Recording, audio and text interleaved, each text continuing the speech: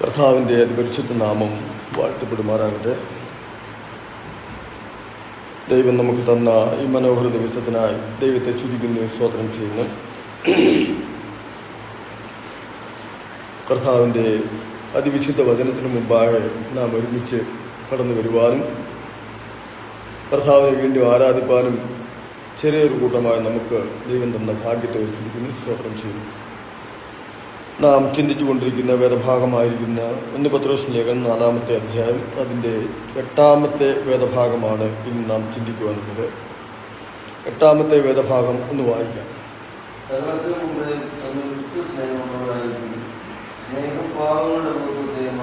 മതി, ദൈവം നമ്മെ അനുഗ്രഹിക്കട്ടെ. ഇവിടെ വായിച്ച വേദഭാഗം അപ്പോസ്തലനായ പത്രോസ് സഭയ്ക്ക് എഴുതുന്ന ലേഖനമായി കാണുമ്പോൾ അത് രണ്ടായിട്ട് വേർതിരിക്കപ്പെടുവാൻ കാണുവാൻ കഴിയും. ഒന്ന്, സകലത്തിനു മുമ്പേ തമ്മിൽ ഉറ്റ സ്നേഹമുള്ളവരായിരിക്കും. 2, സ്നേഹം പാപങ്ങളുടെ ബഹുത്വത്തെ മറയ്ക്കും. ഇവിടെ നമുക്ക് പ്രാരംഭത്തിൽ കാണാൻ കഴിഞ്ഞിരിക്കുന്നത് സകലത്തിനു മുമ്പേ തമ്മിൽ ഉറ്റ സ്നേഹമുള്ളവരായിരിക്കും എന്നുള്ളത്. പിന്നെ ആമുഖമായിട്ട് ചില കാര്യം ഓർമ്മിക്കുന്നത്, ജീവിതത്തിൽ എല്ലാത്തിനും മുമ്പേ തമ്മിൽ ഉറ്റ സ്നേഹം ഉള്ളവരായിരിക്കണം.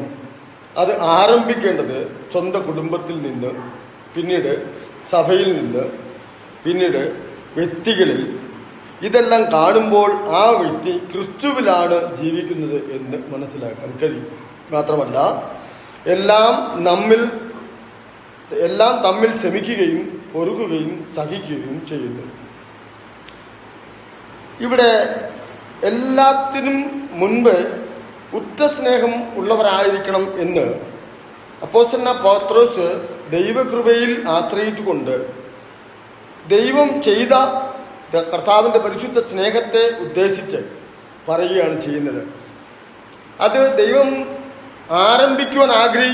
ആഗ്രഹിച്ച് പറഞ്ഞിരിക്കുന്നത് സ്വന്തം കുടുംബത്തിൽ അതാകണം എന്നുള്ളതാണ് ആദ്യം. പുറത്തെങ്ങുമല്ല, സ്വന്തം കുടുംബത്തിൽ ആരംഭിക്കണം. കാരണം ദൈവം സഭയെ സ്ഥാപിക്കുന്നത് ആദ്യമല്ല. ആണോ? അല്ല. ദൈവം ആദ്യം സ്ഥാപിച്ചത് എന്തുവാ? കുടുംബമാണ്. ആ കുടുംബത്തിന് ദൈവം അടിസ്ഥാനം ഇട്ടിരിക്കുന്ന പദം ഇങ്ങനെയാണ്. ദൈവം കുടുംബം സ്ഥാപിച്ച് നിങ്ങൾ അനുഗ്രഹിക്കപ്പെട്ടവരത് ദൈവത്തിന്റെ സമാധാന സമൃദ്ധി അനുഗ്രഹത്താൽ നിങ്ങൾ അനുഗ്രഹിക്കപ്പെട്ടവരായിരിക്കാൻ തമ്മിൽ എല്ലാ കാര്യത്തിലും സ്വരുമനയും വിശ്വസ്തതയും, അതിൻ്റെ അടിസ്ഥാനത്തിൽ സ്നേഹം, ഇത് ഉള്ളവർക്ക് മാത്രമേ കുടുംബജീവിത ഭദ്രതയിൽ കൊണ്ടുവരുവാനും കുടുംബജീവിതം ദൈവകൃപയിൽ ആശ്രയിച്ച് വിജയകരമായി തീർക്കുവാനും ശേഷം നാം ആയിരിക്കുന്ന യേശുക്രിസ്തുവിന്റെ രക്തത്താൽ വീണ്ടും ജനിക്കപ്പെട്ട് ദൈവമക്കളായി തീർന്നവർ ഒരുമിച്ച് കൂടി വരുന്ന ഒരു സഭ. ആ സഭയിൽ അത് പ്രകടിപ്പിക്കുവാൻ കഴിയുന്നത് അന്യോന്യം ഞങ്ങൾ ഒന്നാണ്. എന്ത്? യേശുക്രിസ്തുവിന്റെ രക്തത്താൽ ഞങ്ങളെ ഒരു അപ്പന്റെ മക്കളാക്കിയിരിക്കുന്നു. അതൊരു സ്നേഹത്തിന്റെ അടിസ്ഥാനമാണ്. അപ്പൊ എല്ലാത്തിനും മുമ്പ് ദൈവത്തെ സ്നേഹിക്കുമ്പോൾ ദൈവത്താൽ ദൈവമക്കളെ സ്നേഹിക്കും. കാരണം എന്റെ കർത്താവിൽ ഞങ്ങൾക്ക് രക്തബന്ധത്താൽ ഒരു ഒരുമനയുണ്ട്, ഒരു ചെറുമനയുണ്ട്, ഒരു കൂട്ടായ്മയുണ്ട്. മാത്രമാണോ? ആ സ്നേഹത്തിന്റെ സമാപ്തിയിൽ ചെല്ലുമ്പോ ഒരു നിത്യതയുണ്ട്. ഒരു നിത്യത ഉണ്ട്. സംശയമുണ്ടോ? ആ നിത്യത ഉള്ളത് കൊണ്ടാണ് ആ സ്നേഹത്തിൽ നാം ഒരുമിച്ച് ഇന്നിവിടെ കൂടി വന്നിരിക്കുന്നത്. നാളെ രാവിലെ കൂടി വരുവാൻ, ദൈവം അനുവദിച്ചാൽ കൂടി വരുവാൻ ഒരുങ്ങുന്നത്. ആ നിത്യത ഉള്ളതുകൊണ്ടാണ് നമ്മൾ ഒരുമിച്ച് ഇവിടെ അതിന്റെ റിഗേഷനിൽ അന്യോന്യം ഒരുമനപ്പെട്ട് ക്രിസ്തുവിന്റെ സ്നേഹത്തിൽ ജീവിക്കുന്നു എങ്കിൽ മാത്രമേ അത് കാണൂ. അതുകൊണ്ടാണ് പറഞ്ഞ് കുടുംബം, സഭ, സമൂഹം, ഇത് മൂന്നും നടന്നു കഴിയുമ്പോഴാണ് ഇവിടെ ഏതെങ്കിലും ഒരിടത്ത് മതിയോ? ഇവിടെ ഏതെങ്കിലും ഒരു സ്ഥലത്ത് മതിയോ? അത് ശ്രദ്ധിക്കണം, വളരെ പോയിന്റ് പരമായി ശ്രദ്ധിക്കണം. ഞാൻ മകളാണ്, കുടുംബത്തിൽ ഞങ്ങൾ കർത്താവ് പറഞ്ഞനുസരിച്ച് ഒരുമിച്ചിരുന്നാൽ മതി എന്നാണോ? അല്ല, നിങ്ങൾ കുടുംബത്തിലല്ല, പിന്നെ സഭയിൽ മാത്രം, സഭയിലൂടെ ചേർന്നിരുന്നാൽ മതി എന്നാണോ? സഭയിലും നിങ്ങൾ ഒരുമിച്ച് സ്നേഹത്തിൽ ഇരുന്നാൽ മതി എന്ന് മാത്രമേ ഉള്ളോ? അതുമല്ല. പിന്നെ അങ്ങനെയാണെങ്കിൽ നമുക്ക് ഈ ഭൂമിയിൽ ജീവിക്കേണ്ട ആവശ്യമില്ല. നമ്മളെല്ലാവരും പറയും ഞങ്ങൾ രക്ഷിക്കപ്പെട്ടു, സ്നാനപ്പെട്ടു, അതുകൊണ്ട് കർത്താവിന്റെ വരവ് വരെ എന്റെ ഓർമ്മയ്ക്കാ നിങ്ങൾ ചെയ്വൻ, കൂടി വരുമ്പോഴൊക്കെ നിങ്ങൾ ചെയ്വൻ വിശുദ്ധ മേശയ്ക്ക്, ശത്രുമേശയ്ക്ക് മുമ്പാകെ വരുന്നു. അത് ആചരിക്കാൻ കർത്താവിന്റെ സ്നേഹ സഭ വരെ ഉള്ളൂ. അങ്ങനെയാണോ? അതിവിടെ വലിയ പ്രസക്തി അല്ല. പക്ഷെ ദൈവം അതിന്റെ പിന്നിൽ നമുക്ക് വലിയൊരു ഉത്തരവാദിത്വം തന്നിട്ടുണ്ട്. എന്താണ്? ഇവിടെ രണ്ടിടത്തും കൃത്യമായി പോയതിനു ശേഷം പുറത്തൊരു ശുശ്രൂഷ തന്നിട്ടുണ്ട്. സമൂഹത്തിന്റെ മധ്യത്തിലും ഈ ദൈവകൃപയിലുള്ള സ്നേഹം ഉറ്റിരുന്ന് സഹോദരങ്ങൾ തമ്മിലുള്ള സ്നേഹം ഒരുമിച്ച് കാണിച്ച് സമൂഹത്തെയും ക്രിസ്തുവിന്റെ സ്നേഹത്തിൽ വെളിപ്പെടുത്തുമ്പോഴാണ് അവർക്ക് എന്ത് മനസ്സിലാവുന്നത്? ഇവർ ദൈവമക്കളാണ്. അങ്ങനെയാണ് അവർ ഓരോന്നും രക്ഷിക്കപ്പെടുവാൻ കാരണമായി തീർന്നത്. അവർ പറയും ഇവർ രക്ഷിക്കപ്പെട്ട ദൈവമക്കളാണെന്ന്. അങ്ങനെയാണ് അവർ തിരിച്ചറിയുന്നത്. അതിനു വേണ്ടിയിട്ടാണ് കർത്താവ് നമ്മളെ ഭൂമിയിൽ ആക്കിയിരിക്കുന്നത്. ഇല്ലെങ്കിൽ നമ്മളൊക്കെ രക്ഷിക്കപ്പെട്ട് സ്നാനപ്പെട്ട് കഴിഞ്ഞ ഉടനെ ഏലിയാവിനെ പോലെ അങ്ങ് എടുത്താൽ പോരാ. ദൈവത്തിന് അസാധ്യമാണോ? അത് ദൈവത്തിന് അസാധ്യമാണോ? ഇല്ല, സാധ്യമാണ്. കർത്താവ് നമ്മളെ ഓരോരുത്തരോട് ഇരിക്കുന്നത്, കർത്താവിന്റെ വരവ് താമസിക്കുന്നത് ഒരാത്മാവും കൂടെ രക്ഷിക്കപ്പെടണം എന്നുള്ളതാണ് ദൈവത്തിന്റെ ലക്ഷ്യം. പക്ഷെ രക്ഷിക്കപ്പെടാനുള്ള ജോലി ആരെ ഏൽപ്പിച്ചേക്കുന്നത്? രക്ഷിക്കപ്പെടുത്താനുള്ള ജോലി ആരെ ഏൽപ്പിച്ചേക്കുന്നത്? നമ്മളെന്ന് പറയുമ്പോ ആരാ? സഭയെ ഏൽപ്പിച്ചിരിക്കുന്നു. സഭ ശുശ്രൂഷ ചെയ്യണം. അതുകൊണ്ടാണ് റോമാലേഖനം 10-ാം അധ്യായത്തിലേഖനം ചൊല്ലുമ്പോൾ എന്താ പറഞ്ഞത്? 10-ാം അധ്യായത്തിന്റെ 13-14 വാക്യങ്ങൾ കാണുമ്പോൾ എന്ത് പറയും? ആരും അയക്കാതെ എങ്ങനെ പോകും? പോകാതെ എങ്ങനെ പ്രസംഗിക്കാതെ എങ്ങനെ കേൾക്കും? കേൾക്കാതെ എങ്ങനെ വിശ്വസിക്കും? രക്ഷിക്കപ്പെടും. അപ്പോ ദൈവം നമ്മളെ ഇങ്ങോട്ട് അയച്ചിട്ടുണ്ട്. ഉണ്ടോ ഇല്ലയോ? സാത്താനിൽ നിന്ന് തെരഞ്ഞെടുത്ത് അവന്റെ മക്കളായി രക്തം കൊടുത്ത് വില കൊടുത്ത് വാങ്ങി ദൈവത്തിന്റെ മക്കളായി ഭൂമിയിലാക്കിയിരിക്കുമ്പോൾ അവൻ വിളിച്ച് നമ്മെ വേർതിരിച്ച് ഭൂമിയിലാക്കിയിരിക്കും. എന്താ പറഞ്ഞത്? ആകയാൽ സ്വർഗത്തിലും ഭൂമിയിലും സർവാധികാരം എനിക്കുള്ളത് കൊണ്ട് നിങ്ങൾ പുറപ്പെട്ട് സകല സൃഷ്ടികളോടും സുവിശേഷം അറിയിപ്പിൻ. വിശ്വസിക്കുന്നവരെ പിതാവിന്റെയും പുത്രന്റെയും പരിശുദ്ധാത്മാവിന്റെ നാമത്തിൽ. ഇത് ആരുടെ കൽപ്പനയാണ്? ദൈവകൽപ്പന. അതും കേട്ടുകൊണ്ട്, ആ വാക്ക് കേട്ടുകൊണ്ട് വീട്ടിലിരുന്ന് സഭയിലിരുന്ന് നടക്കുവോ? ഇല്ല, നടക്കത്തില്ല. അപ്പൊ പുറത്തേക്ക് പോകണം. അപ്പോ ഞാൻ ആ വിഷയങ്ങൾ അവിടെ വിടുവാണ്. പക്ഷെ നമ്മുടെ സമൂഹത്തിലുള്ള ചുറ്റുപാടുമുള്ള വ്യക്തികൾ രക്ഷിക്കപ്പെടാതെ പോകണമെങ്കിൽ നമ്മൾ നിന്ന് സുവിശേഷം കേൾക്കാതിരിക്കുന്നുവെങ്കിൽ, എന്ന് വെച്ചാൽ ന്യായവിധിക്കുള്ള സന്ദേശം കേൾക്കാതിരിക്കുന്നുവെങ്കിൽ അതിന്റെ കുറ്റക്കാരാരാ? നാം ഓരോരുത്തരുമാണ്. നമ്മൾ താമസിക്കുന്ന ചുറ്റുപാടുമുള്ള നാം ഓരോരുത്തരുമാണ്. അപ്പൊ ആ വിഷയം അവിടെ വിടുവാണ്. പക്ഷെ നമ്മൾ പറയുന്നത്, നാം അത് മനസ്സിലാക്കേണ്ടത്, ദൈവം നമുക്ക്, കർത്താവായ യേശു ക്രിസ്തു നമുക്ക് മാതൃകയായിട്ട് അനേക അനുഭവങ്ങൾ കാണിച്ചിരുന്നുണ്ട്. 1-2 വേദഭാഗങ്ങൾ അതുമായിട്ട് ബന്ധപ്പെട്ട് ചിന്തിക്കാം. യോഹന്നാന്റെ സുവിശേഷം 13-ാം അധ്യായം അതിന്റെ 34-ാമത്തെ വേദഭാഗത്തിൽ എന്താണ് വായിക്കുന്നത്? നിങ്ങൾ തമ്മിൽ സ്നേഹിക്കണമെന്ന് ഞാനൊരു പുതിയ കൽപ്പന. എന്തൊരു കൽപ്പന? പുതിയ കൽപ്പന.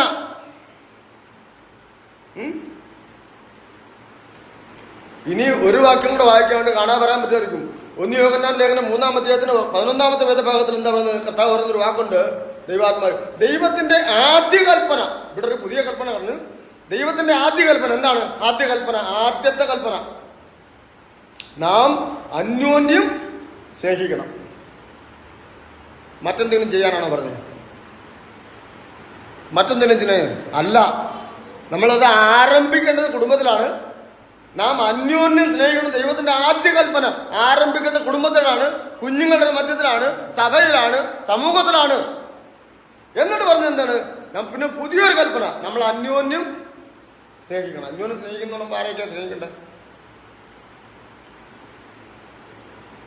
ഒരു വലിയ പ്രയാസപ്പെട്ട കാര്യം ഇതൊക്കെ പറയുമ്പോൾ. വലിയ പ്രയാസം. ഞാൻ അതിൻ്റെ വിശദീകരണത്തിലേക്ക് പോകുമ്പോൾ എൻ്റെ ഓർമ്മയിൽ വരുന്ന ഒരുപാട് കാര്യങ്ങളുണ്ട്. ഞാൻ പറയുമ്പോൾ ഞാൻ തുറന്നു പറയും.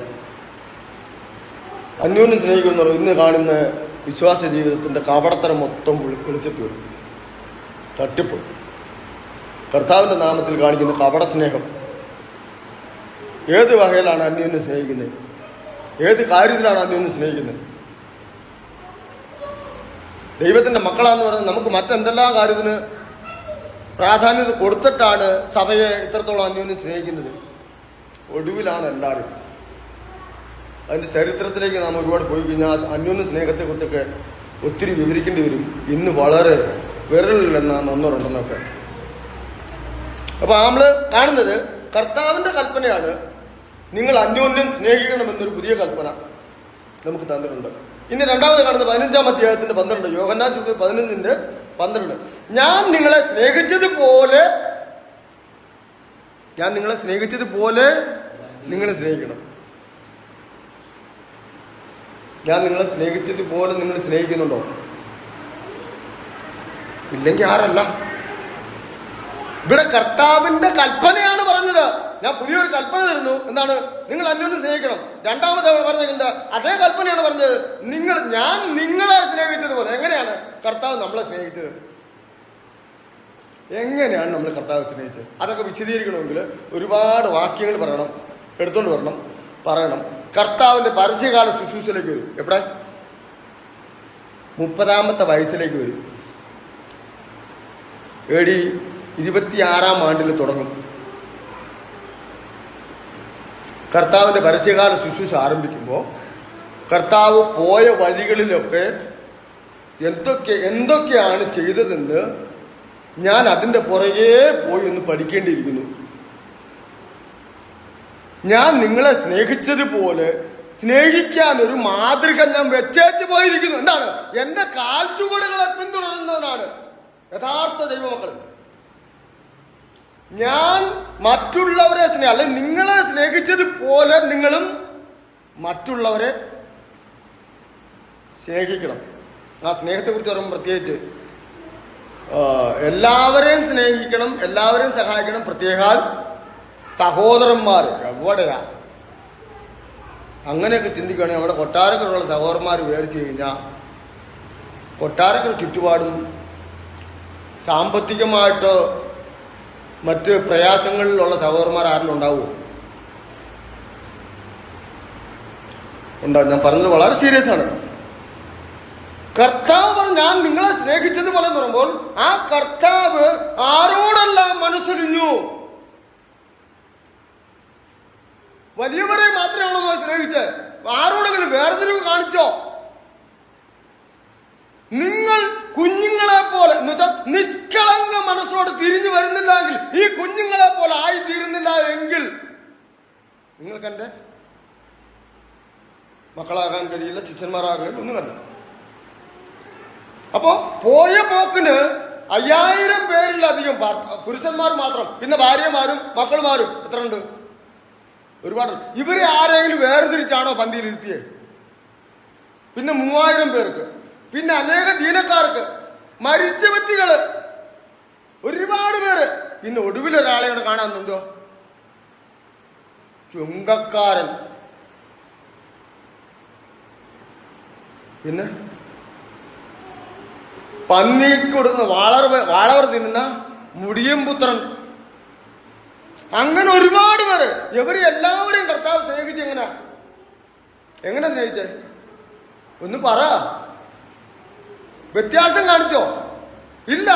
ഒരേപോലെ. ആഹാരം വേണ്ടവർക്ക് ആഹാരം, സൗഖ്യം വേണ്ടവർക്ക് സൗഖ്യം, പിന്നെ ജീവൻ നിലനിർത്തേണ്ടത് ജീവൻ, മരിച്ച് നാട്ടം വെച്ചവനെ, അങ്ങനെ എല്ലാ നിലയിലും കർത്താവിനെ തന്നെ അവർക്ക് കൊടുത്തു. എന്താ പറഞ്ഞത്? ഞാൻ നിങ്ങളെ സ്നേഹിച്ചതുപോലെ നിങ്ങളും സ്നേഹിക്കണം. നമ്മൾ അങ്ങനെയാണോ? നമ്മുടെ ചുറ്റുപാടുമുള്ളവർ അങ്ങനെയാണോ? മനസാക്ഷി ഉണ്ടെങ്കിൽ കുത്തുകൊള്ളുന്നു നോക്കി. ആരുടെയും പേര് പറയാനല്ല, ഈ പറയുന്ന ഞാൻ ഉൾപ്പെടെയാണ് അത് ഇൻവോൾവായിരിക്കുന്നത്. ഇതൊക്കെ കേൾക്കുമ്പോഴാണ് നമ്മളെ പല കാര്യങ്ങളും ചെയ്യാൻ പ്രേരിപ്പിക്കുന്നത്. മറ്റേയാൾ ചെയ്യട്ടെ, അയാൾ ചെയ്യട്ടെ എന്ന് ഞാൻ ആരോടെയും ഞാൻ ആരോടെയും പറയുന്നില്ല. എനിക്ക് എന്ത് ചെയ്യാൻ പറ്റും? ദൈവം എന്നോട് സംസാരിക്കുന്നതാണ്. അതാണ് ശുശ്രൂഷകന്മാർ, അതാണ് ദൈവമാക്കി വെക്കുന്ന ശുശ്രൂഷകന്മാർ. അവർക്ക് ആ ഭാരമുണ്ട് സഭയെക്കുറിച്ചും ഒക്കെ. അപ്പൊ നമ്മുടെ വിഷയങ്ങളിലേക്ക് പോട്ടെ. കർത്താവ് പറഞ്ഞത്, ഞാൻ നിങ്ങളെ സ്നേഹിച്ചതുപോലെ നിങ്ങളും സ്നേഹിക്കണം എന്നുള്ളത്. എങ്ങനെ സ്നേഹിക്കണം എന്ന് നോക്കണം. എങ്ങനെ സ്നേഹിക്കണം? 1 യോഹന്നാന്റെ ലേഖനം 3:18 വേദഭാഗം കണ്ടോ? എങ്ങനെയാണ്? കുഞ്ഞുങ്ങളെ, നാം വാക്കിനാലും നാവിനാലും അല്ല, പിന്നെയോ പ്രവൃത്തിയിലും സത്യത്തിലും തന്നെ സ്നേഹിക്കണം. അങ്ങനെ സ്നേഹിക്കാത്തവൻ ദൈവത്തെ അറിഞ്ഞിട്ടില്ല. ദൈവത്തെ അറിഞ്ഞിട്ടില്ല. എന്താ? എങ്ങനെ വിളിച്ചത് നമ്മളെ? എങ്ങനെ വിളിച്ചത്? കുഞ്ഞുങ്ങള്. അപ്പൊ ക്രിസ്തുവിൽ രക്തത്താൽ വീണ്ടെടുക്കപ്പെട്ടവരല്ലേ ആരാ?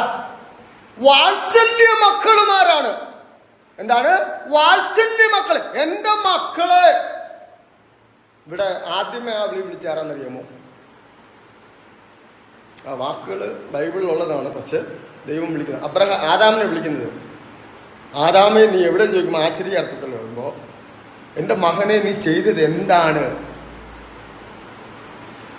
ജനിപ്പിച്ചനല്ലേ അപ്പൻ. അതെ. അപ്പോ ഇവിടെ പറയുന്നത്, എന്റെ കുഞ്ഞുങ്ങളെ എന്താണ്? വാക്കിനാലും നാവിനാലും അല്ല, പിന്നെയോ ഇന്ന് അനേകർക്ക് ഉള്ളത് എന്തുവാ? വാക്ക് നാവുക. വിശന്നിരിക്കുന്നവനും രോഗമുള്ളവനും പറയുന്നുണ്ട്, സഹോദര ഞാൻ പ്രാർത്ഥിക്കാം, സഹോദരൻ പോ, വീട്ടിൽ ചെല്ലുമ്പോ നല്ലതാണ്, കുഴപ്പമില്ല, പക്ഷേ അതുകൊണ്ടായോ? ഞാൻ പ്രാർത്ഥിക്കാം, നീ പൊക്കോ, നീ വീട്ടിൽ ചെല്ലുമ്പോൾ നിനക്ക് എല്ലാം ശരിയാവും. ഒരു പോസിറ്റീവ് എനർജി ചിലപ്പം കിട്ടും അതിനകത്തുനിന്ന്.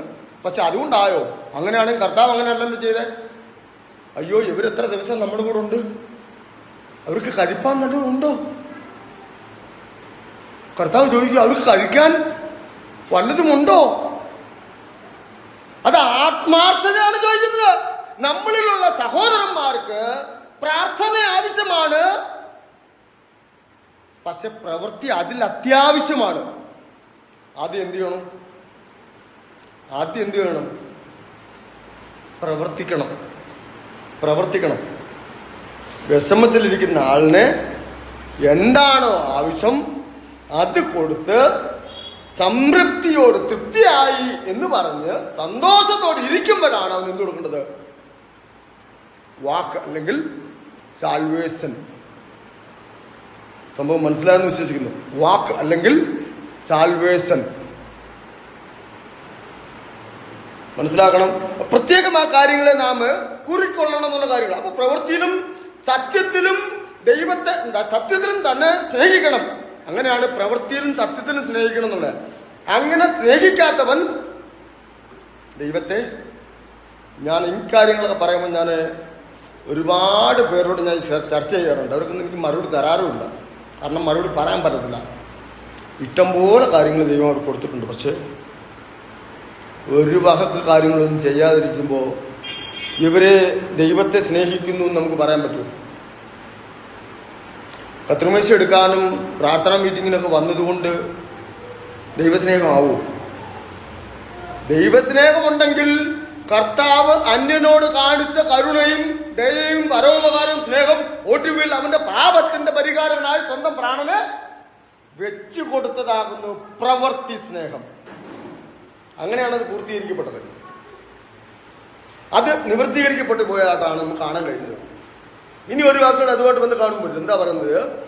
യോഹന്നാന്റെ 1 യോഹന്നാൻ 4-ാം അധ്യായത്തിന്റെ 8-ാമത്തെ വേദഭാഗം എന്താ പറഞ്ഞത്? ഒന്ന് വായിച്ചേ. 1 യോഹന്നാൻ 4-ാം അധ്യായം അതിന്റെ 8-ാമത്തെ വേദഭാഗം.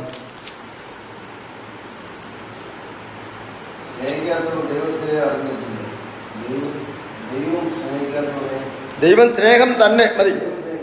8-ാമത്തെ.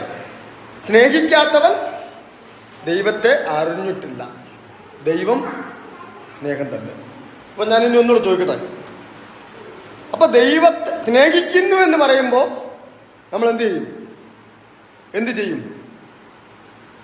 ഈ വാക്കുകളെല്ലാം ഇവിടെ തന്നെ പറഞ്ഞിരിക്കേണ്ട കാര്യങ്ങളാ. നമ്മൾ സ്നേഹിക്കുന്നുവെങ്കിൽ പ്രവർത്തിക്കും. ഇവിടെ കർത്താവിന്റെ വാക്ക് പറയുന്നത്, സ്നേഹിക്കാത്തവൻ ദൈവത്തെ അറിഞ്ഞിട്ടില്ല. പത്രോസിനോടും കർത്താവ് പറഞ്ഞെന്തുവാ? ശീമോനായ പത്രോസ്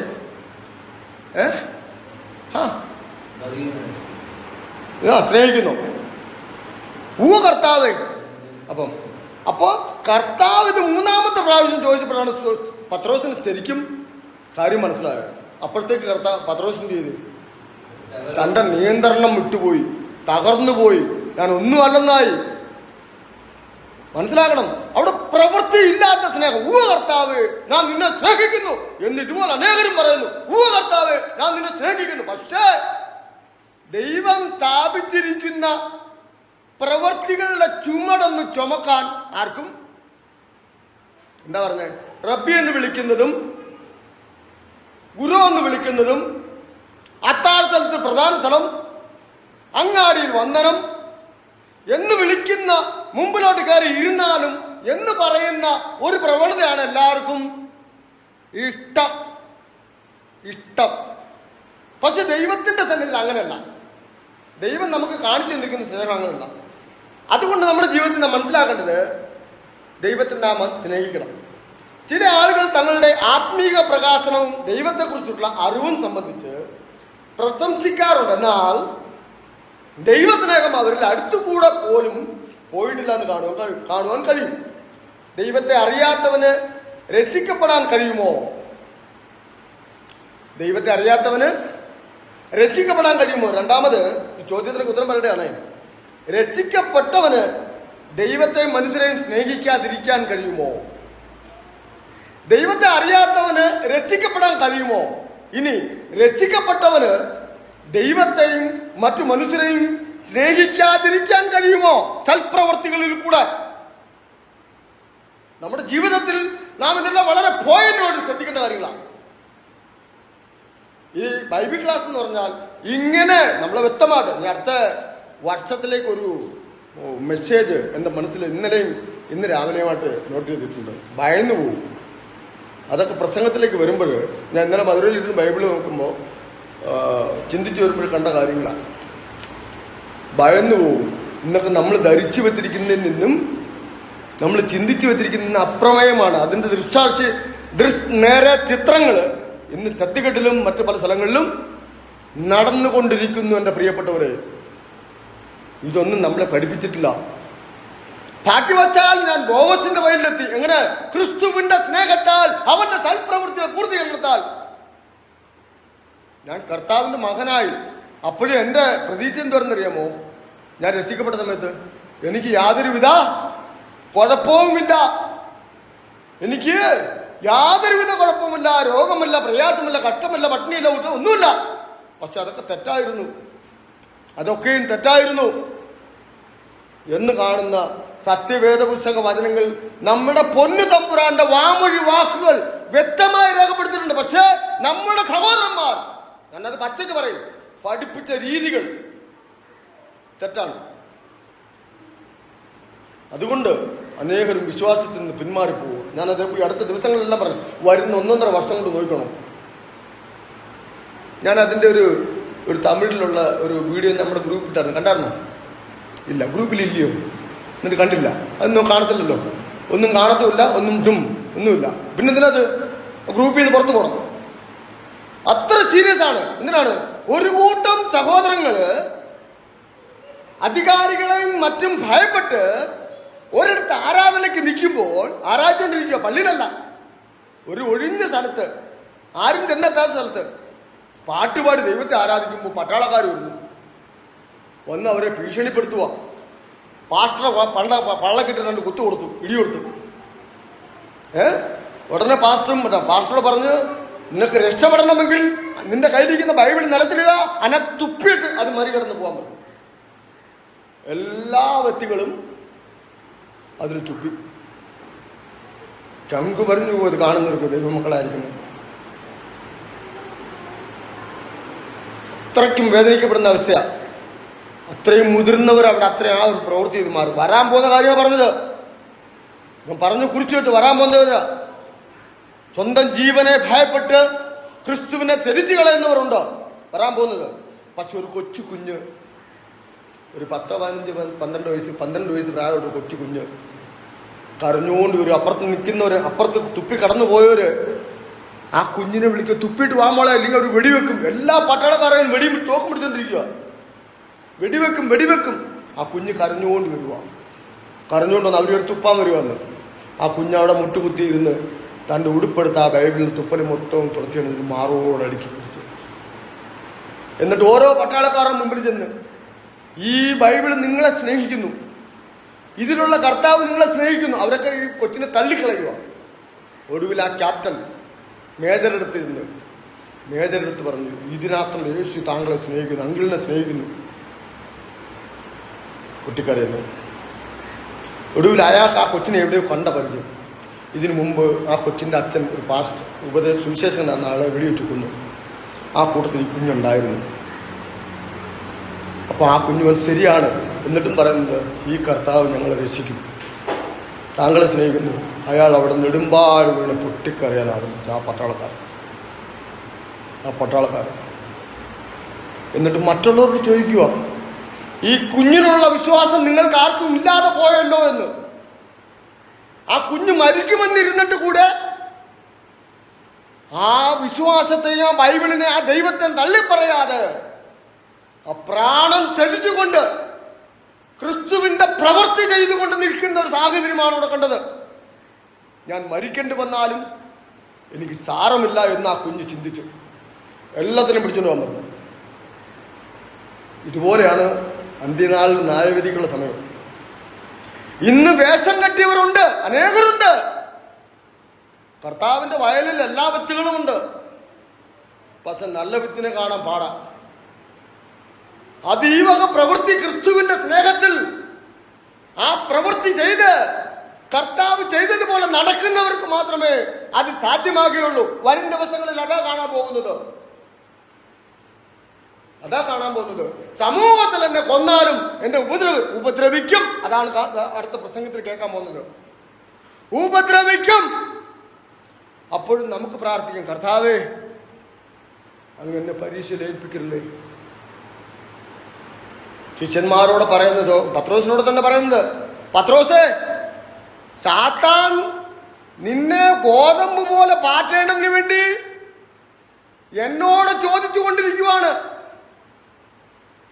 ഞാൻ നിങ്ങളെ വിട്ടുകൊടുത്തില്ല, കാരണം നിങ്ങൾ പരാജയപ്പെടുമെന്ന് എനിക്ക് അറിയാം. ഇല്ല കർത്താവ്, ഞാൻ അത് ചെയ്യും ഇത് ചെയ്യും.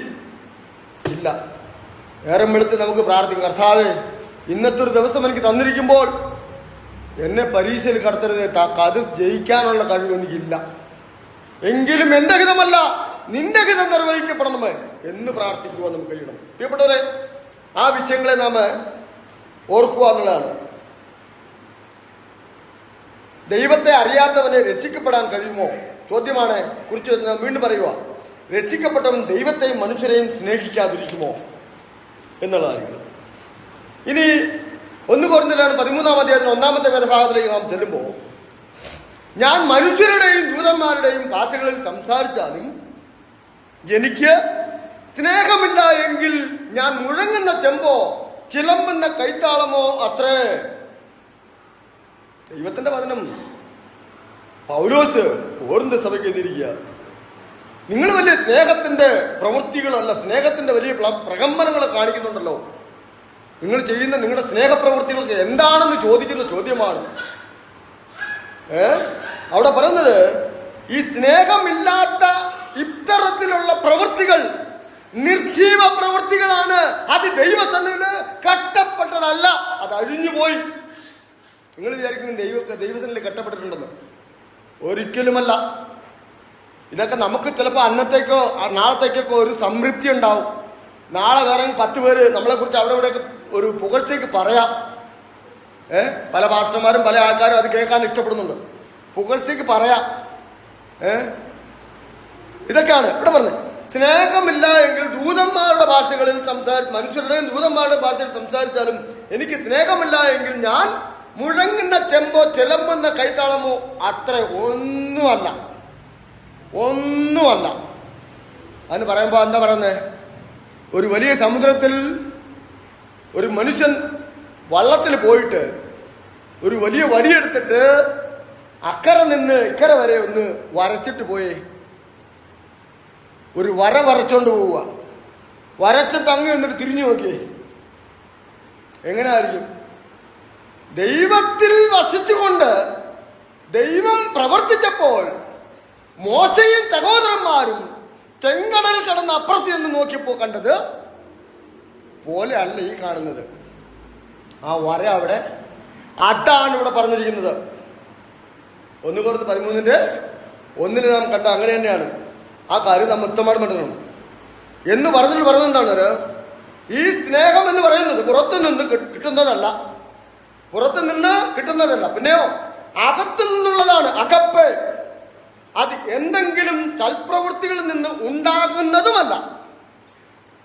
സ്നേഹത്തിൽ നിന്നാണ് സൽപ്രവൃത്തികൾ ഉണ്ടാകുന്നത്. ഞാൻ 1-ാമത്തെ ഭാഗം അവിടെ അവസാനിപ്പിക്കുക. സ്നേഹത്തിൽ നിന്നാണ് സൽപ്രവൃത്തികൾ ഉണ്ടാകുന്നത്. സ്നേഹമുണ്ടെങ്കിലേ പ്രവൃത്തിയുള്ളൂ. സ്നേഹമുണ്ടെങ്കിലേ ഒരു പാപിയായ മനുഷ്യൻ രക്ഷിക്കപ്പെടുകയുള്ളൂ. നമ്മൾ ദൈവത്തിന്റെ സ്നേഹവും ദൈവത്തിന്റെ സൽപ്രവൃത്തി ദൈവം കാണിച്ചു തന്നത് പോലെ ദൈവം ഏൽപ്പിച്ചത് അങ്ങനെ തന്നെ അവർക്ക് കൊടുക്കണമെന്നുള്ളതാണ് ദൈവകൽപ്പന. അത് കൊടുക്കുമ്പോഴാണ് ആ സ്നേഹത്തിൽ നിന്ന് ആ പ്രവൃത്തി മൂലം ആ പാപിയായ മനുഷ്യൻ രക്ഷിക്കപ്പെടുന്നത്. ഞാൻ എപ്പോഴും ഓർക്കാറുണ്ട്, എന്റെ രക്ഷിക്കപ്പെടുന്ന സാഹചര്യം ആർക്കും വിശ്വസിക്കാൻ കഴിയാത്തതാണ്. പ്രിയ സഹോദരൻ ഷാജി രക്ഷിക്കപ്പെട്ട് സ്നാനപ്പെട്ട് അദ്ദേഹത്തിൻ്റെ ചെവിക്കാത്തോടെ പുക പറക്കേണ്ട സാഹചര്യം ഉണ്ടായി. മറക്കുവാൻ കഴിയില്ല. മദ്യത്തിൻ്റെ അടിമത്തത്തിൽ നിന്നും അതേ നില അതിനു മുമ്പ് തന്നെ ഈ പറഞ്ഞ ആൾക്കാരെ നമ്മുടെ വരുന്നുണ്ടല്ലോ, പുള്ളിക്കാരനെ ഉപദ്രവിക്കാനുള്ള പ്ലാനിട്ടു. ഒരു പ്രത്യേക സാഹചര്യത്തിൽ ജീവിച്ച് ഞാൻ രക്ഷിക്കപ്പെട്ടു വന്നപ്പോൾ സ്നാനപ്പെട്ടപ്പം പോലും എനിക്കൊരു സൈക്കാൻഡ് പോലും തരാൻ ഒരാളില്ല. ഭയമാണ്. പോട്ടെ, അതും പോട്ടെ, വിശ്വാസമല്ല, ഉറപ്പില്ല ഞാൻ രക്ഷിക്കപ്പെട്ടതാണോ. പക്ഷേ തോമസ് ജോൺ എന്ന് പറയുന്ന വ്യക്തി ഇന്ന് കൊട്ടാരക്കരയുള്ള ഒരുപാട് പേരെ നമ്മൾ മുഖേന കർത്താവിൻ്റെ തന്നതിൽ കൂട്ടായ്മ കാണിക്കുന്ന മനുഷ്യനാണ്. നമ്മുടെ അതിലൊരു അംശം പ്രിയ ദാസൻ കൊടിക്കുൻ സാറിന് അനുഭവിക്കുന്നുണ്ട്. ആ മനുഷ്യൻ അന്ന് ആരുമില്ലാതെ എന്നെ ആദ്യം കെട്ടിപ്പിടിച്ച് എനിക്ക് ആദ്യം വിശുദ്ധ ചമ്പണം തന്ന് എന്നെ ആദ്യമായിട്ട് അദ്ദേഹത്തിൻ്റെ വീട്ടിൽ കറങ്ങുന്ന മേശയിൽ കൊണ്ടുപോയി അദ്ദേഹം കഴിക്കുന്ന അതേ ആഹാരം എനിക്ക് തന്ന് ചേർത്തിരുത്തി അദ്ദേഹത്തിനൊരു വേർതിരിവോ എനിക്കൊരു വേർതിരിവോ കാണിക്കാതെ ഏറ്റവും അഴുക്ക് ചാലിൽ കൂടെ ജീവിച്ച എന്നെ അത്രയും ഉന്നതസ്ഥനായ ഒരു മനുഷ്യൻ, നിസ്സാര കാര്യമല്ല, അത്രയും ഉന്നതമായ ഒരു വീട്ടില് എന്നെ കൊണ്ടിരുത്തി എന്നോട് കാണിച്ച ആതിഥ്യ മര്യാദയും അതിഥി സൽക്കാരവും ജീവിതത്തിൽ മറക്കാൻ പറ്റുന്നില്ല. ഇന്ന് ഞാൻ എന്തെങ്കിലും ചെയ്യുന്നെങ്കിൽ അതിൻ്റെ പിന്നിലുള്ള എല്ലാ മോട്ടിവേഷനും അദ്ദേഹമാണ്. ഒരിക്കലും മറക്കാൻ പറ്റില്ല. ആ പ്രവൃത്തി ഇല്ലായിരുന്നെങ്കിൽ ഞാൻ പോയേനെ. എന്നെ പിൻകാലത്തിലും എൻ്റെ വിശ്വാസത്തിൽ പോലും എന്നെ ആരും സപ്പോർട്ട് ചെയ്യില്ല. അന്ന് നമ്മുടെ കൂടെയുള്ള സഹോദരന്മാർക്കൊക്കെ എന്നേക്കാൾ കൂടുതൽ മറ്റു പലരോടുമായിരുന്നു താല്പര്യങ്ങൾ. സുവിശേഷവൽക്കരണം എന്നെ ആരും വിളിച്ചോണ്ട് പോയതല്ല. 2000 തൊട്ട് ഒരു ഭാഷയും അറിയാതിരിക്കുമ്പോൾ മറാഠിക്കാരുടെ ഇടയിൽ ലീജിയെ പർച്ചി ലീജിയെ 1 രൂപ 2 രൂപ 5 രൂപ. ന്യൂ ടെസ്റ്റ്മെന്റ് യോഹന്നാന്റെ പുസ്തകം, മത്തായി സുവിശേഷം സെപ്പറേറ്റ് പുസ്തകങ്ങൾക്ക് 1 രൂപ 2 രൂപ, ന്യൂ ടെസ്റ്റ്മെന്റിന് 5 രൂപ. ഇത് മാത്രം പറയാം. प्रभु का पुस्तक है, बहुत अच्छा पुस्तक है. आपको जीवन का दिल में अच्छा आपको शांति मिलेगा. बस അന്ന് ആരംഭിച്ച് എന്നെ ആരും കൊണ്ടുപോയില്ല, ആരും എന്നെ സപ്പോർട്ട് ചെയ്തില്ല. അന്ന് ആരംഭിച്ചത് പറയുമ്പോൾ ഇത് വാക്കുകൾ പറയാൻ വേണ്ടി പറഞ്ഞതല്ല, പക്ഷേ ഈ വാക്കുകളുടെ അടിസ്ഥാനത്തിൽ പറയാതിരിക്കാൻ നിവൃത്തിയില്ലാത്തതുകൊണ്ട് പറഞ്ഞതാണ്. അതുകൊണ്ട് പ്രവൃത്തി, സ്നേഹത്തിൽ നിന്നുണ്ടാകുന്ന പ്രവൃത്തി, അത് കർത്താവിൻ്റെ നാമത്തിൽ അനേകർ രക്ഷിക്കപ്പെടുവാൻ കാരണമായി തീരണം. എന്നെ ഇവിടെ ആക്കിയിരിക്കുന്ന അതിനു വേണ്ടിയാണ്. അത് ഞാൻ ചെയ്യുന്നില്ല എങ്കിൽ എൻ്റെ ജീവിതം പരാജയമാണ്. ഇനി രണ്ടാമത്തെ വിഷയത്തിലേക്ക് പോട്ടെ. 1 പത്രോസ് ലേഖനം 4-ാം അധ്യായത്തിൻ്റെ 8ാമത്തെ വേദഭാഗത്ത് നാം കണ്ട 2ാമത്തെ ഭാഗം എന്താണ് പറഞ്ഞിരിക്കുന്നത്? സ്നേഹം പാപങ്ങളുടെ ബഹുത്വത്തെ മറയ്ക്കുന്നു. സ്നേഹം പാപങ്ങളുടെ ബഹുത്വത്തെ മറയ്ക്കുന്നു എന്നുള്ള കാര്യങ്ങളാണ്. എങ്ങനെയാണ് സ്നേഹം പാപങ്ങളുടെ ബഹുത്വത്തെ മറയ്ക്കുന്നത്? പാപം ചെയ്ത വ്യക്തികളെല്ലാം ദൈവം ക്ഷമിക്കുന്നതാണോ? അല്ല. എന്താ പറയുന്നത്? സ്നേഹനിമിത്തം ദൈവം മറ്റുള്ളവരുടെ പാപങ്ങളെ അവഗണിക്കുകയോ ക്ഷമിക്കുകയോ ചെയ്യുമെന്നല്ല, മറിച്ച് നമുക്ക് മറ്റുള്ളവരോടുള്ള തെറ്റുകളെ അവഗണിച്ച് അവരെ പകയ്ക്കാതിരിക്കാൻ കഴിയും എന്നാണ് ഇത് അർത്ഥമാക്കുന്നത്. അല്ലാത്തതുമായ കാര്യങ്ങൾ നാം മനസ്സിലാക്കുവാൻ ശ്രമിക്കണമെന്നുള്ള കാര്യങ്ങളാണ് ഇതിനെക്കുറിച്ച് നമുക്ക് മനസ്സിലാക്കാൻ കഴിയുന്നത്. അപ്പൊ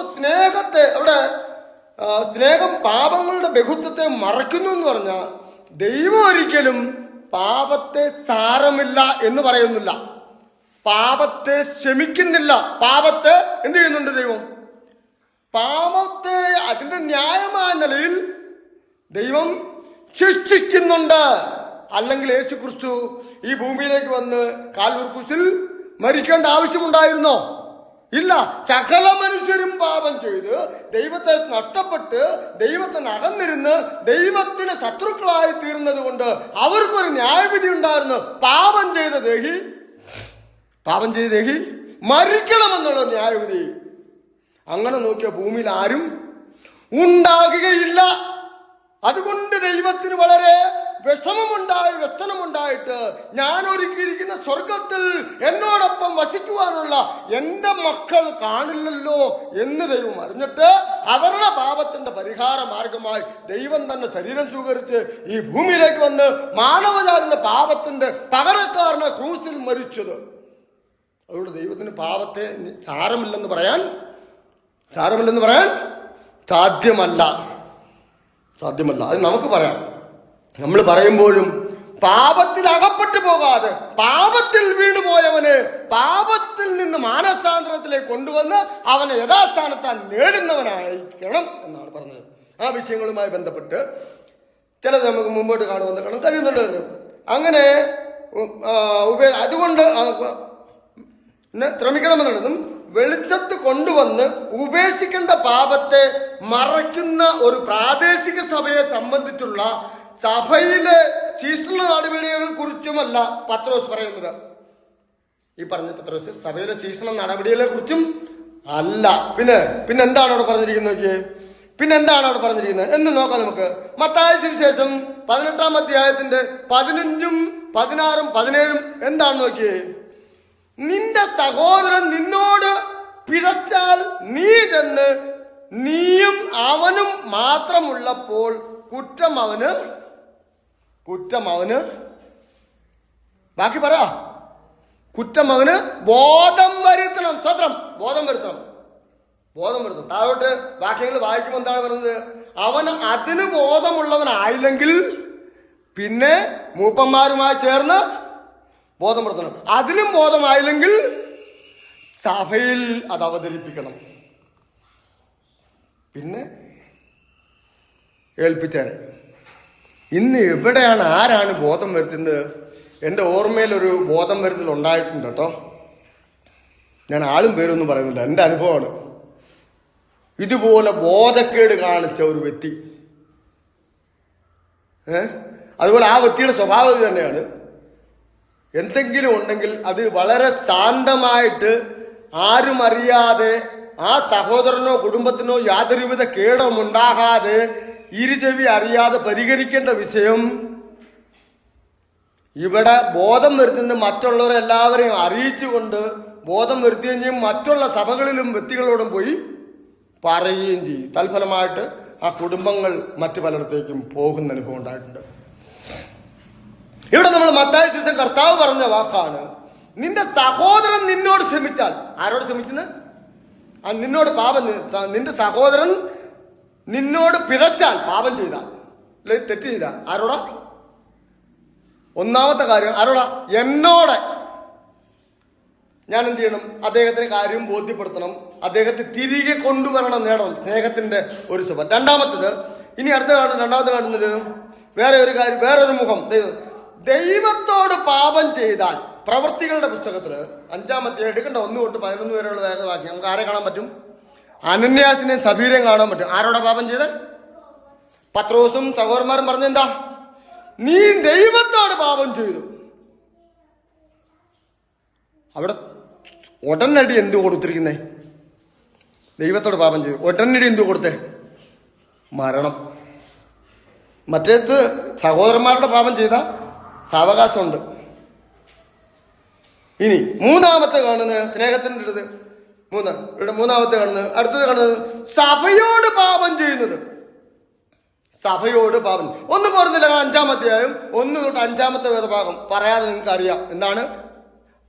അപ്പന്റെ ഭാര്യയെ വെച്ചുകൊള്ളുന്ന പോലും എന്ന് വെച്ചാൽ എല്ലാ പാപങ്ങളും അതിനകത്ത് വിടുന്നുണ്ട്. അത് കൊരിന്ത്യരിലെ സഭയിൽ അങ്ങനെയാണെങ്കിൽ പനവേലി സഭയിൽ കള്ളം പറയും, പിന്നെ സഫീരയുടെ അനന്യാസിന്റെ സ്വഭാവം കാണിക്കും, പിന്നെ പ്രവർത്തിക്കാൻ ഉണ്ടായിട്ട് ചെയ്യത്തില്ല, പിന്നെ കൊട്ടാരക്കര പോവുകയാണെങ്കിൽ ഞാൻ പനവേലി പോവാന്ന് പറയും, പിന്നെ എന്തുണ്ട് വിശേഷം പലതും ഉണ്ടായിരുന്നു, ഒന്നുമില്ല, അങ്ങനെയൊക്കെ അങ്ങ് പോന്നു. ഇതെല്ലാം പാപത്തിന്റെ ഗണത്തിലാണ്. ഇതെല്ലാം പാപത്തിന്റെ ഗണത്തിലാണ്. കർത്താവ് പഠിപ്പിച്ചെന്തുവാ? ഊവെങ്കിൽ ഊവ്, ഇല്ലെങ്കിൽ ഇല്ല. നിലനിൽപ്പിന് വേണ്ടി ഇന്ന് അനുഭവിക്കുന്നെല്ലാം നിലനിൽപ്പിനുണ്ട്. പോട്ടെ, ഒരുപാട് കാര്യങ്ങൾ അതുകൊണ്ട് പറയാനുണ്ട്. അപ്പൊ സഭയോടെ പാപം. 3 കാര്യം: സഹോദരനോട്, ദൈവത്തോട്, സഭയോട്. ഇത് സ്നേഹമില്ലാത്ത സ്വഭാവമാണ്. സ്നേഹമുള്ളവർക്കും പ്രവൃത്തിയുള്ളവർക്കും അത് ചെയ്യാൻ കഴിയില്ല. അങ്ങനെ ഉണ്ടെങ്കിൽ അതിന്റെ ശിക്ഷണ നടപടി ഉണ്ട്, അത് ശക്തമായിരിക്കും എന്നുള്ള കാര്യങ്ങളുണ്ട്. ഇനി മൂന്നാമത്തെ അടുത്ത കാര്യം കാണുന്നത് പക വഴക്കുകൾക്ക് കാരണമാകുന്നു, സ്നേഹമോ സകല ലംഘനങ്ങളെ മൂടുന്നു. സദൃശ്യവാക്യം 10-ാമത്തെ അധ്യായത്തിന് 12-ാമത്തെ വാക്യം. പക വഴക്കുകൾക്ക് കാരണമാകുന്നു, എന്നിട്ട് സ്നേഹമോ സകല ലംഘനങ്ങളെയും മൂടുന്നു. സഹോദരങ്ങൾ തമ്മിലുള്ള കാര്യം പറഞ്ഞ് സ്നേഹം ഉണ്ടെങ്കിൽ അതവൾ പറഞ്ഞ് ക്ലിയർ ചെയ്ത് ആ ലംഘനം ശമിച്ച്.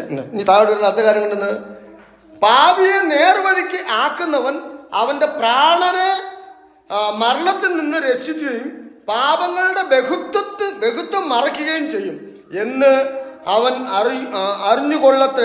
യാക്കോബിന്റെ ലേഖനം 5-ാം അധ്യായം 20-ാമത്തെ. എന്താണ്?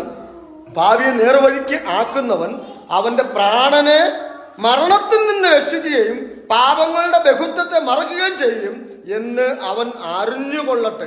യാക്കോബിന്റെ ലേഖനം 5-ന്റെ. ഇത് സഹോദരന്മാർക്കുള്ളതാണ്. മൂന്നാമത്തത്, ലംഘനം ശ്രമിച്ചും പാപം മറച്ചും കിട്ടിയ മനുഷ്യൻ ഭാഗ്യവാൻ. 32-ാം സങ്കീർത്തനത്തിന്റെ 1-ാമത്തെ വാക്യം. മനസ്സിലായല്ലോ? അപ്പോ ഇതെല്ലാം സ്നേഹത്തിന്റെ അന്തരംഗത്തിൽ നിന്നുളവാകുന്നതാ, അധികാരത്തിന്റെ അന്തരംഗത്തിൽ നിന്നല്ല. പിന്നെ അടിമയും ദാസനുമായിരിക്കുന്ന യജമാനനുമായിരിക്കുന്ന അവസ്ഥയിൽ നിന്നല്ല. സ്നേഹത്തിന്റെ അന്തരംഗത്തിൽ ദൈവത്തിൽ ആശ്രയിച്ചുള്ള ഒരനുഭവത്തെയാണ് കാണുന്നത്.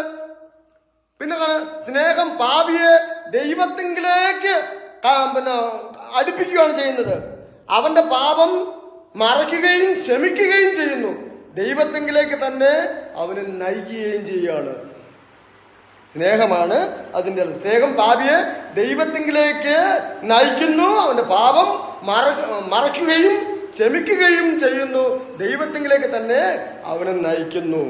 ഒരു വിശ്വാസി സകല വ്യക്തികൾക്കും ആയിത്തീരേണ്ട അനുഭവം. ഒടുവിലായിട്ടൊരു വാക്യം വായിച്ചുകൊണ്ട് അവസാനിപ്പിക്കാം. കർത്താവിൻ്റെ ഒരു വാക്യമാണ്. കർത്താവ് തൻ്റെ വാമൊഴിയാൽ പറഞ്ഞിരിക്കുന്ന കാര്യമാണ്. യോഹന്നാന്റെ സുവിശേഷം 15-ാം അധ്യായം എല്ലാവരും എടുത്തൊന്ന് വായിച്ച് 9-ഉം 10-ഉം വാക്യം ഒന്ന് വായിക്കുക. എന്താണ്? വീണ്ടും പറയുവാണ്. 15-ാം അധ്യായത്തിന്റെ 9-ഉം 10-ഉം വേദഭാഗം വേഗത്തിലൊന്ന് വായിച്ച്. അവിടെ പറയുന്നത് എന്താണ്? പിതാവ് എന്നെ സ്നേഹിക്കുന്നത് പോലെ ഞാനും നിങ്ങളെ സ്നേഹിക്കുന്നു. 10-ാമത്തെ വാക്യം. എന്റെ സ്നേഹത്തിൽ വസിക്കുവിൻ. ഞാൻ എന്റെ പിതാവിന്റെ കൽപ്പനകൾ പ്രമാണിച്ച് അവന്റെ സ്നേഹത്തിൽ വസിക്കുന്നത് പോലെ നിങ്ങൾ എന്റെ കൽപ്പനകളെ പ്രമാണിച്ചാൽ എന്റെ സ്നേഹത്തിൽ വസിക്കും. വസിക്കുമായിരിക്കും എന്നല്ല പറഞ്ഞത്, പിന്നെ വസിക്കപ്പെടുത്താം എന്നല്ല പറഞ്ഞത്, പിന്നെ വസിക്കും. അവിടെ വളരെ പ്രാധാന്യത്തോടെ ശ്രദ്ധിക്കേണ്ട കാര്യമാണ്. പിതാവ് എന്നെ സ്നേഹിച്ചതുപോലെ ഞാനും നിങ്ങളെ സ്നേഹിക്കുന്നു. അപ്പൊ നിങ്ങൾ എന്ത് ചെയ്യണം? നിങ്ങളും അന്യോന്യം സഭയെയും സമൂഹത്തെയും വ്യക്തികളെയും സ്നേഹിക്കണം എന്നിട്ട് പറയുന്നത് അടുത്ത പ്രാധാന്യതയുള്ള വാക്യം ഇവിടെ പറഞ്ഞു. സ്വർഗത്തിൽ നമുക്ക് എന്റെ സ്നേഹത്തിൽ വസിക്കുവിൻ. ഞാൻ എന്റെ പിതാവിന്റെ കൽപ്പനകൾ പ്രമാണിച്ച് അവന്റെ സ്നേഹത്തിൽ വസിക്കുന്നത് പോലെ നിങ്ങൾ എന്റെ കൽപ്പനകൾ പ്രമാണിച്ചാൽ. എന്റെ കൽപ്പന പ്രമാണിക്കാനല്ല പറഞ്ഞത്, സഭയിലെ മൂപ്പന്റെ കൽപ്പന പ്രമാണിക്കാനല്ല പറഞ്ഞത്, സഭയിലെ സുവിശേഷന്റെ കൽപ്പന പ്രമാണിക്കാനല്ല പറഞ്ഞത്. ഇന്ന് അതാണല്ലോ നടക്കുന്ന മൊത്തം. ഏതെങ്കിലും സംഘടനയുടെ സെക്രട്ടറിയും പ്രസിഡന്റും ട്രഷറും അല്ലെങ്കിൽ അധികാരികൾ പറഞ്ഞ കാര്യങ്ങൾ പ്രമാണിക്കാനല്ല പറഞ്ഞത്. പിന്നെ നിങ്ങൾക്ക് വേണ്ടി ആരാണോ ക്രൂസിൽ വില കൊടുത്തത്, ആരാണോ നിങ്ങളുടെ പാപത്തിന്റെ പകരക്കാരനായി ദൈവത്തിന്റെ കൽപ്പന പ്രകാരം മരിച്ചു അടക്കപ്പെട്ട് ജീവിക്കുന്നത്, അദ്ദേഹത്തിന്റെ ആരാ? നമ്മുടെ കർത്താവായ യേശുക്രിസ്തു മരിച്ചു അടക്കപ്പെട്ട് ഉയർത്താൻ ജീവിക്കുന്ന ആ കർത്താവിന്റെ കൽപ്പന എവിടം വരെ അനുസരിക്കണം? എവിടം വരെ അനുസരിക്കണം? നമ്മുടെ മരണം വരെ. അതിനുശേഷം ഇതെല്ലാം അനുസരിക്കേണ്ട ആവശ്യമുണ്ടോ? നല്ല പോർ പൊരുതു, ഓട്ടം തികച്ചു, നല്ല പോർ പൊരുതു, വിശ്വാസം കാത്തു, സ്വപ്നം കണ്ടാൽ മതി എന്നൊക്കെ മരിച്ച് പുള്ളിക്കാരൻ കടിയായിട്ട് പെട്ടി കിടക്കുമ്പോൾ ഓരോരുത്തർ വന്നിട്ട് പ്രസംഗിച്ചിട്ട് പോകും. ആ പുള്ളി എവിടെ പോകുന്ന ആർക്കറിയാം? ജീവിതത്തിൽ ഒരു സ്വഭാവം അതിൽ നിമിത്തം കണ്ടിട്ടില്ല. അദ്ദേഹത്തിൽ നിന്ന് അല്പം പോലും സ്നേഹം ഒരു വ്യക്തികൾ അനുഭവിച്ചിട്ടില്ല. അദ്ദേഹം മുഖാന്തരം ഒരു ആത്മാവങ്ങളിൽ രക്ഷിക്കപ്പെട്ടിട്ടുണ്ടോ? ഒരിക്കലുമില്ല. തനിക്ക് ബോധിച്ച ചില ആൾക്കാർക്കൊക്കെ കുറച്ച് സാമ്പത്തികം കൊടുത്തിട്ടുണ്ട്, പാസ്റ്റർമാരോ ആരെങ്കിലും ആട്ടെ. പക്ഷെ അർഹതപ്പെട്ടവർക്ക് കൊടുത്തിട്ടില്ല. അർഹതപ്പെട്ടവര് പാവങ്ങളാവട്ടെ. എന്റെ വീട്ടിൽ എന്റെ പ്രിയപ്പെട്ട തോമാച്ചൻ എന്നെ പിടിച്ചിരുത്തിയതുപോലെ ഏതെങ്കിലും പാവപ്പെട്ട വീട്ടിലെ സഹോദരന്മാരെ വിളിച്ച് എന്റെ മേശയ്ക്ക് മുമ്പിൽ ഇരുത്തിയിട്ടുണ്ടോ? ആ സഹോദരൻ ഒരു നേരം ആഹാരം കഴിക്കാം ഇരുത്തിയിട്ടുണ്ടോ? എന്നാ നല്ല വസ്ത്രം ധരിച്ച് കാറും നല്ല മോഡിയിലും നല്ല സാമ്പത്തികം നല്ല പൊസിഷനിൽ ഇരിക്കുന്ന ആഗ്രഹം വന്നാലും ഇരുന്നാലും വേർതിരിവ് ഒന്നും കാണില്ല. ഇതൊന്നും പോകുന്ന ആളെ ഇവിടെ കാണാൻ പറ്റും. ആ വ്യക്തിക്ക് സ്നേഹമുണ്ട്. കർത്താവിനെ പോലെ, കർത്താവ് ചെയ്തതുപോലെ സാധിക്കത്തില്ല. എന്നാലും എന്ത് ചെയ്യും? ഒന്ന് ശ്രമിക്കും. എവിടം വരെ? മരണം വരെ. 1 കൊരിന്ത്യർ ലേഖനം 13-ാം അധ്യായത്തിന്റെ ഒടുവിലത്തെ വാക്യം പറഞ്ഞ് വിശ്വാസം, പ്രത്യാശ, സ്നേഹം നിലനിൽക്കുന്നതോ? ഇത് അവിടെയുണ്ട്, ഇവിടെയുണ്ട്. സ്നേഹപ്രവൃത്തി ഇവിടെയുള്ളൂ. സ്നേഹത്തിന്റെ ഫലങ്ങൾ എവിടെയാ? സ്നേഹത്തിന്റെ ഫലങ്ങൾ എവിടെയാ? സ്വർഗത്തിൽ. അതുകൊണ്ടാണ് ഈ പറഞ്ഞ വിശ്വാസം, പ്രത്യാശയും ഇവിടെ കളഞ്ഞിട്ട് പോകും. അവിടെ ചെന്നിട്ട് ഇവിടെ ചെയ്തതിന്റെ ഫലങ്ങൾ അവിടെ അനുഭവിക്കും. ദൈവത്തോട് ചേർന്നിരുന്നിട്ട് അനേകരും അവനോടൊപ്പം സമീപത്ത് പന്തിയിലിരിക്കും. വിശ്വസിക്കും. ഞാൻ ആ പറഞ്ഞ വാക്യം ഇത് പറഞ്ഞു പോട്ടെ. സകലത്തിനു മുമ്പേ തമ്മിൽ ഉറ്റ സ്നേഹമുള്ളവരായിരിക്കും.